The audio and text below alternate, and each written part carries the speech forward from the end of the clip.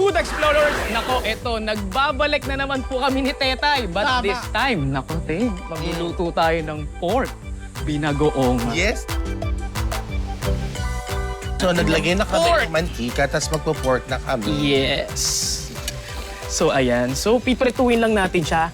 Hahayaan lang natin siya magmantika sa sarili niyang karne. Kasi parang di bagay yung Chef Abdul.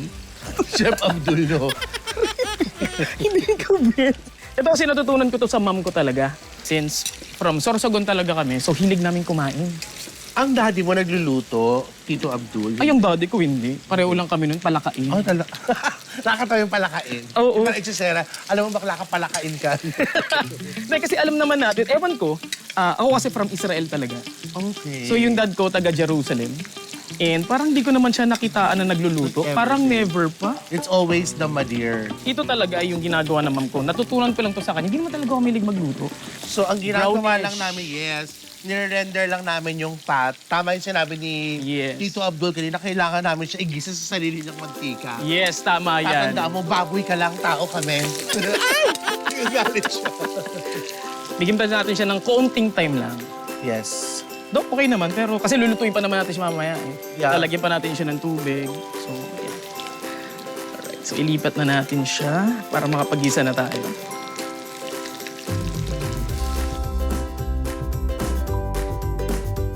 Ayan, so after natin igisa yung kamatis, sibuyas at bawang, syempre, ilalagay na natin yung fresh bagoong alamang. So dito tansyahan lang.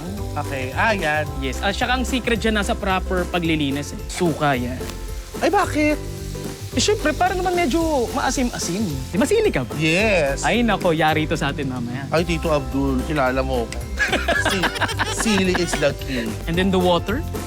Okay. And then, papakuluan lang natin siya for 20 to 30 minutes. And then, lagyan na natin ng chili, Okay. of course. Nasiwa. Ito ang aking favorite.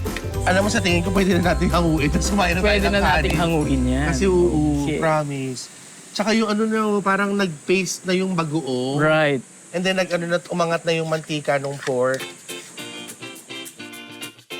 Ganun. Yeah. Look at that! Hey, palakpakan naman kayo dyan. Ayan, tignan niyo mga kapuso ang aming ginawa ni Mama. Alam mo, kung ganito ka makasarap magluto, nag-workout ka, kakain lang ako. Kakain ka lang. Ako, napanood ko. Ginalingan naman talaga ni na Tetay at Abdul. Pero bago tayo sumibog, dadagdagan ko pa ang pagsasaluhan nating tatlo. Gagawa tayo ng okoy na gabi. Gagamit din tayo ng carrots at saka ng ating pumpkin. You can actually use any other vegetables as well. Pero makikita ninyo 50% ng ating total yield gamit yung ating taro o yung ating gabi. Now we have our water and yung ating gagamitin dito ay rice flour. So yung mangyayari dun sa ating rice flour, it would actually serve as a binder doon sa ating okay na gagawin. And then yung ating kalabasa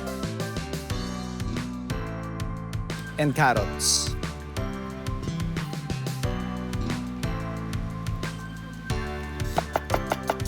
Samahan lang natin ang sibuyas.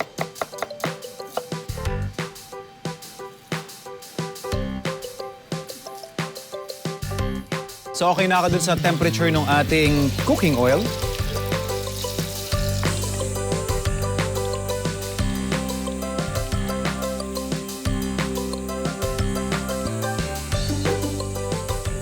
Here's our okoy.